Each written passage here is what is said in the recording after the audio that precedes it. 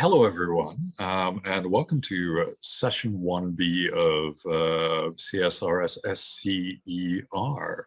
Our sessions at the 2021 Congress in virtual format. My name is, for those of you who don't already know me, my name is Matthew Martin, and I work at Brock University.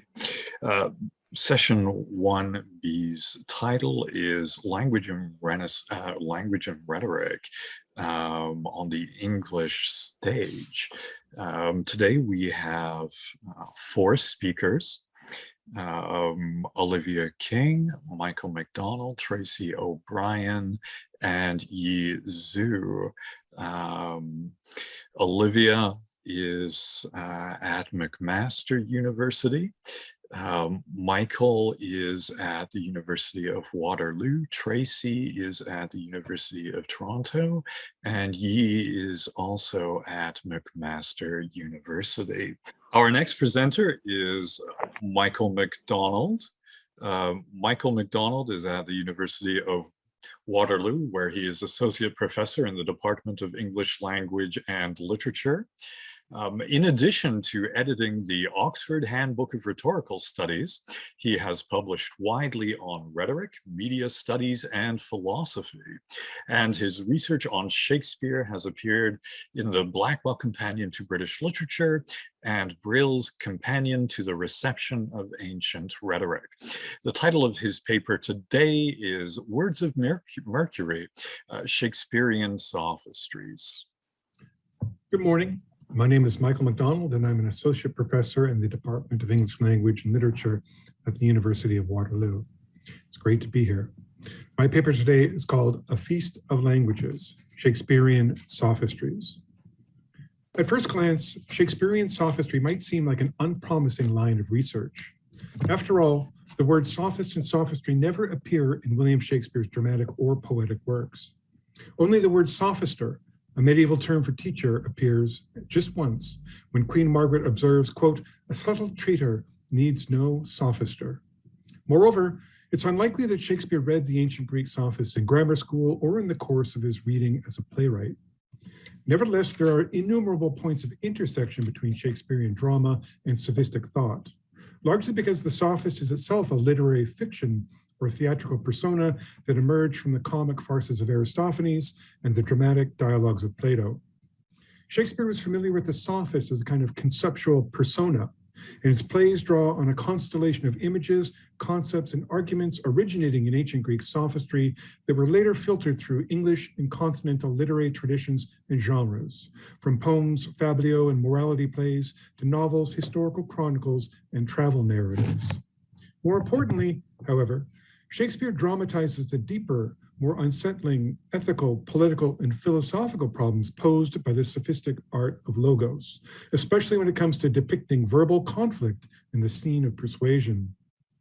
In what follows, I therefore examine how Shakespeare draws on sophists and sophistry to interrogate the ideals and pretensions of humanist rhetorical culture, often recasting for the stage Platonic arguments that paint rhetoric as a sophistic art that masks an inner moral corruption. I begin with Shakespeare's portrayal of the colors of rhetoric, explore the perils and pleasures of sophistic persuasion, and conclude with the role of rhetorical delivery in the pragmatic universe of the play worlds.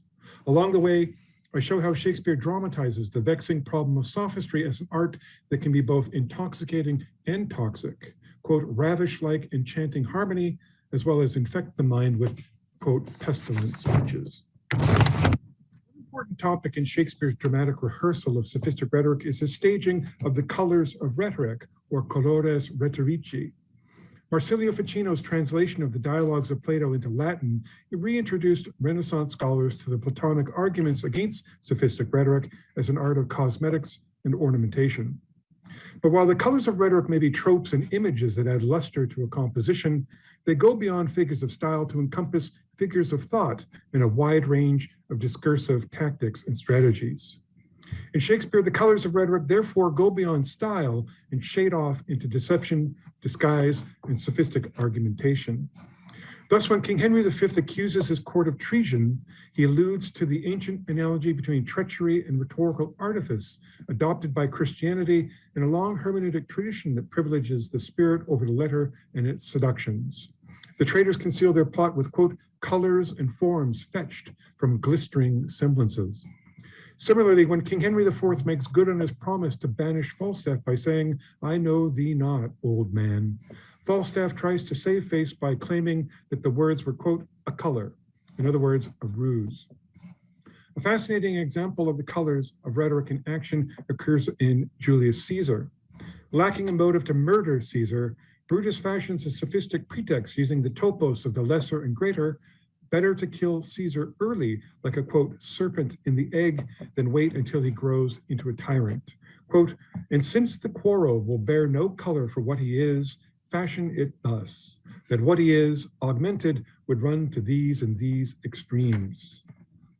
These examples of the colors of rhetoric as global persuasive strategies encourage us to broaden our interpretative palette when it comes to Shakespeare's treatment of, quote, painted rhetoric. The first element of Shakespeare's staging of sophistry is his portrayal of persuasion as a form of violence. Here he draws on a sophistic tradition that views speech as a great tyrant, megas dynastes, and persuasion as the violent penetration of the ear, often mingling sexual and military connotations. And in keeping with the sophistic view of speech as performance and performativity, Shakespeare dramatizes the primal pragmatic functions of discourse as a way of doing things with words to people. Quote, words lash the conscience, strike you dumb, cleave the ears, wring the soul, and, quote, split the heart with sorrow. Perhaps the most hair-raising example of the perlocutionary force of speech occurs in Hamlet, when the ghost describes how his description of purgatory, his eternal blazon, would affect Hamlet's mind and body. Quote, I could a tale unfold whose lightest word would harrow up thy soul, freeze thy young blood, make thy two eyes like stars start from their spheres, thy knotted and combined locks depart, and each particular hair to stand on end, like quills upon the fretful porcupine. Ghostwriting for a dead king, Shakespeare employs the figure of blazon, or point-by-point description, to hint at the horrors of purgatorial fire. Blazon in French means to blaze, progressing from Hamlet's heart, soul, blood, to the top of his head, eyes, locks, particular hair. Sophistic persuasions poses another hazard for the blood. One of Andrea Alciato's emblems depicts a scene from the Odyssey in which Hermes gives Odysseus a potent herb, Pharmacon Eslon, as an antidote to Circe's witchcraft. The subscription on the emblem reads, eloquence is difficult. Alciato's emblem brings together a complex of motifs, images, and mythic figures associated with ancient Greek sophistry that fascinated Renaissance scholars, including Hermes, the god of sophistry, thievery, and hermeneutics, Odysseus, the arch sophist of epic Greek literature, Circe, goddess of the underworld, associated with magic and spellbinding, and the potent herb of eloquence itself, with its links to narcotics, hermetic wisdom, and esoteric medical lore. Shakespeare taps into this medico-sophistic tradition that views persuasive speech as a psychotropic substance that works deep, transformative effects on the mind and body. In Iago's Pharmacy, for example, words become pathogens that get under the skin and work on the blood. Thus, when Iago describes Desdemona's infidelity to Othello, he, quote, pours a pestilence in his ear. Quote, work on, my medicine, the Moor already changes with my poison. As Iago observes, there is no antidote to his words or, quote, poisonous minerals. Quote, look where he comes, not poppy, nor mandragora, nor all the drowsy syrups of the world shall medicine thee to that sweet sleep which thou odest yesterday. But rhetoric, like medicine, is an ambivalent art, and Shakespeare's comedies also dramatize the curative power of words that, quote, charm, ravish, and intoxicate. For Shakespeare, as for Gorgias, theatrical illusion is a tonic for the miseries of existence. The doctors in The Taming of the Shrew therefore prescribe Sly a, quote, pleasant comedy to purge the melancholy that has, quote, congealed his blood. They thought it good you hear a play, and frame your mind to mirth and merriment, which bars 1,000 harms and lengthens life. Another skill of Shakespeare's sophists is their uncanny ability to seize the opportune moment to speak and act. The ancient Greek rhetoricians called this concept of the timely or propitious moment the kairos, the Romans occasio and opportunitas. If chronos is quantitative time, the linear chronological succession of ordinary moments, kairos is qualitative time, time as event, occasion, and opportunity. Rooted in the Greek verb kairein, to cut, kairos is the critical instant that punctures the flow of ordinary moments like a crisis, whether in medicine, politics, military affairs, or rhetoric. Renaissance emblems therefore depict occasio wielding a razor to signify that kairos is, quote, keener than any cutting edge, temporis punctum. I am the captured moment that governs all, end quote. The opportune moment governs all because it opens a port or portal into a new state of affairs. To seize the occasion is to decide the future. Thus, when Lady Macbeth learns that Duncan will be doing a drop-in at Inverness Castle, she senses the opportunity at hand and can, quote, feel the future in the instant. The kairos thus belongs to what we might call the temporal tactics of Shakespeare's rhetors, a counterpart to the spatial tactics associated with topos and topical invention.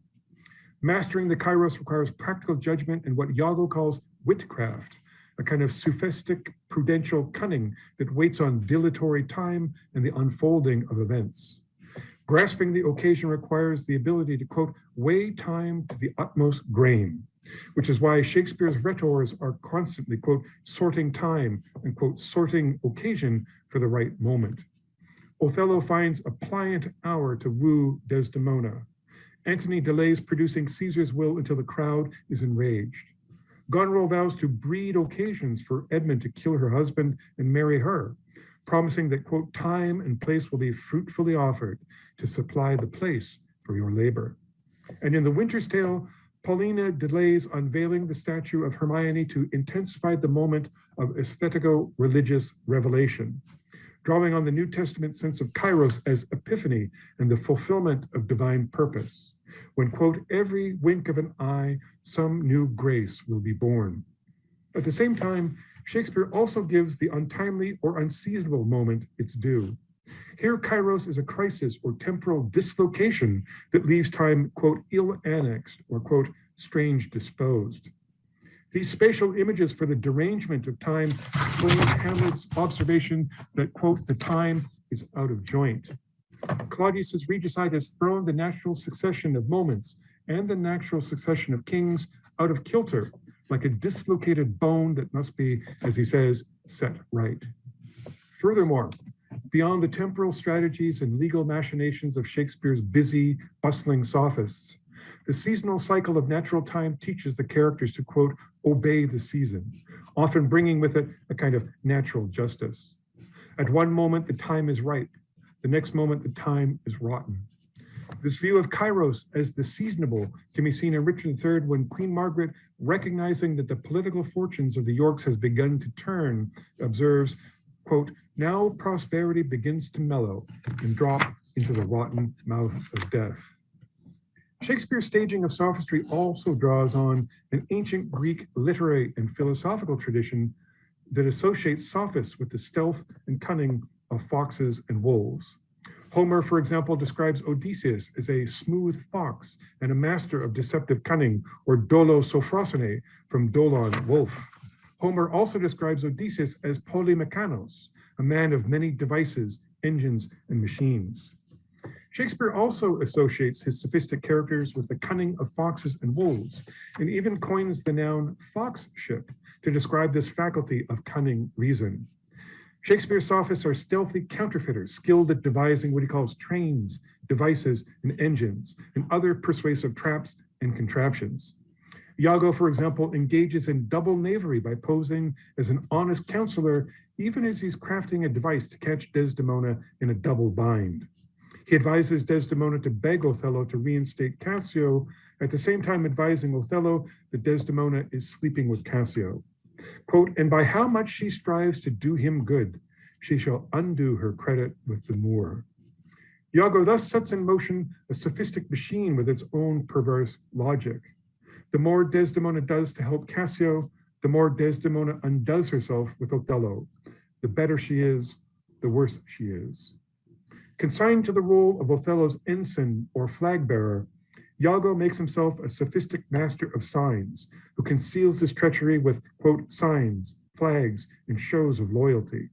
As Iago confesses, quote, I am not what I am. At the same time, Shakespeare's romances are equally concerned with sophistic deception, and the comedies are full of erotic soul hunters, such as Rosalind, Petruchio, Oberon, and even Eros himself, yet another sophistic deity. In these plays, sophistic deception, combined with masks, role-playing, cross-dressing, and meta-theater, often serves the noble end of pairing lovers and repairing a fractured social order. Thus, in A Midsummer Night's Dream, Oberon administers a pharmacon, or herbal love potion, to trick the lovers into reconciling at the moment they're about to kill each other in the depths of the forest. And in Twelfth Night, Viola is not what she seems when she cross-dresses as an eloquent page boy to woo Orsino on behalf of Olivia and bring peace to the Illyrian court. As Viola confesses, quote, I am not what I am. Moreover, many of Shakespeare's characters practice a kind of noble sophistry to achieve justice in a corrupt legal and political order. Hamlet, for example, does not confront Claudius directly, but instead counters, quote, craft with craft, doubling down on the duplicity of the court by adopting an antic disposition while he builds a trap to, quote, catch the conscience of the king. The play he calls, tropically, the mousetrap. Hamlet's trope is a trap, and one with several layers of meaning. The mousetrap is obviously designed to catch Claudius, the rat king, but it's also designed to catch Claudius, the devil. Hamlet's title evokes a long tropological and iconographical tradition that views Christ's wooden cross as the, quote, devil's mousetrap, muscipula diaboli, with Christ as the bait. But it is Prospero who best exemplifies the Shakespearean sophist in all its complexity. Prospero's magic, spellbinding words, knowledge of the liberal arts, mastery of theatrical illusion, and ambivalent moral character epitomize the sophist as a kind of conceptual persona. It is also Prospero who reminds us that while sophistic illusion may be perilous stuff, it is the very stuff of theater.